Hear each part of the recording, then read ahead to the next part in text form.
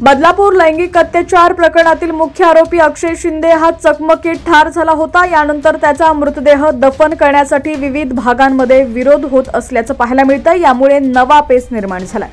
गुरुवारी अक्षय शिंदे याचे पालक अंबरनाथमधील हिंदू स्मशानभूमी इथं दफन विधीची जागा पाहण्यासाठी आले होते।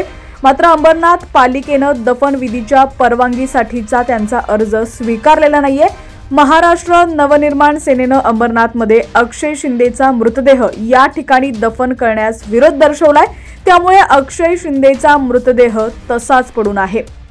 त्यामुळे आता अक्षय शिंदे याच्या पालकांनी मुलाचा मृतदेह दफन करण्यासाठी उच्च न्यायालयाचे दरवाजे ठोठावण्याचा निर्णय घेतलाय। बातमी सविस्तर पाहूया। त्याआधी तुम्ही HPN मराठी न्यूज चॅनल पहिल्यांदाच पाहत असाल आणि अजूनही चॅनलला सबस्क्राइब केलं नसेल तर नक्की सबस्क्राइब करा, जेणेकरून आमचे अपडेट्स लवकरात लवकर तुमच्यापर्यंत पोहोचतील। तर अक्षयच्या मृतदेहाची अवहेलना होत आहे।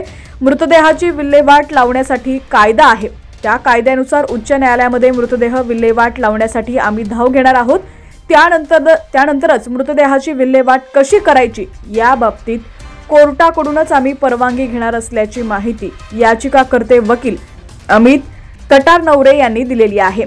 दफनभूमी ही शासनाची आहे, कुणाच्याही मालकीची नाही। त्यामुळे मृतदेह दफन करण्यासाठी अंबरनाथ इथं जागा देण्यास का नकार दिला या बाबतीत कटारनवरे यांनी प्रश्न उपस्थित केलेला आहे। अक्षय शिंदे याचा मृतदेह बदलापूरमध्येच दफन का केला नाही?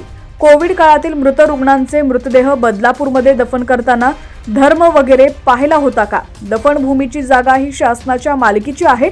शासनाच्या जागेमध्ये कोविड काळात देखील दफन करण्यात आलेला आहे। शासनाच्या जागेमध्ये दफन करण्यासाठी अडचणी आल्या नाहीत।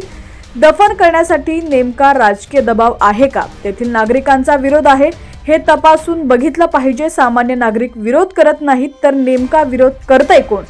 असाही सवाल अमित कटारनवरे यांनी केलेला आहे।